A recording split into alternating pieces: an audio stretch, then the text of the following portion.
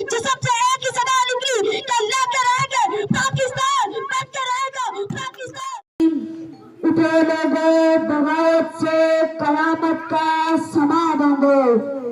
اٹھے لوگوں بغاوت سے قیامت کا سما دیں گے،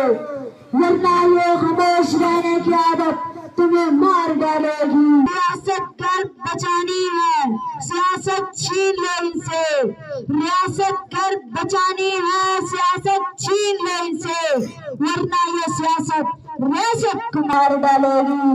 حاضرین مجلس،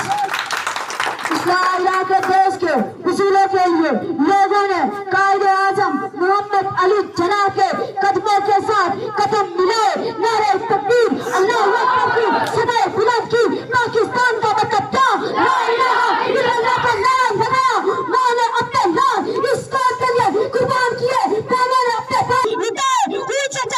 جسم سے ایک ہی صدا نکلی کہ اللہ کے رہے گے پاکستان، بن کے رہے گا پاکستان۔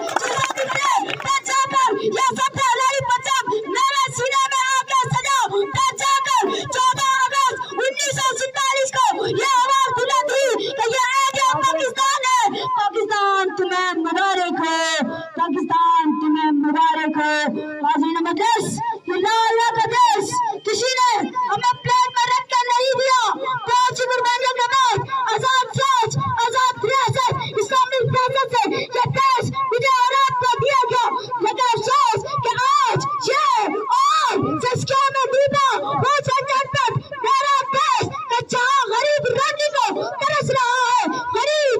غربت کی چکی میں پس رہا ہے، غریب کو آنکھی یہ جنان لگا رہا ہے کہ آج وطن کے حکمرانوں، تمہاری عیاشیوں نے، تمہاری نلائکیوں نے مجھے بھوک سے مار ڈالا ہے، مجھ سے ایک ایک لمحے کی خوشی کو چھین لیا ہے۔ اور اسی قوم کا بچہ نہ مانتا ہے پھر اس کے سامنے اس کی ماں کو اس دیش کا مشاہد بلایا جاتا ہے، وہ یہ سوال لگاتا ہے کہ اے لا الہ کے نام پہ حاصل کرنے والا تم لوگ اور اس کے پجاری ہو، تم لوگ اور اس کے قیدی ہو، تم لوگ اور اس کے قیدی ہو۔ اور یہ مجلس افسوس کے ساتھ یہ کہتا ہوں کہ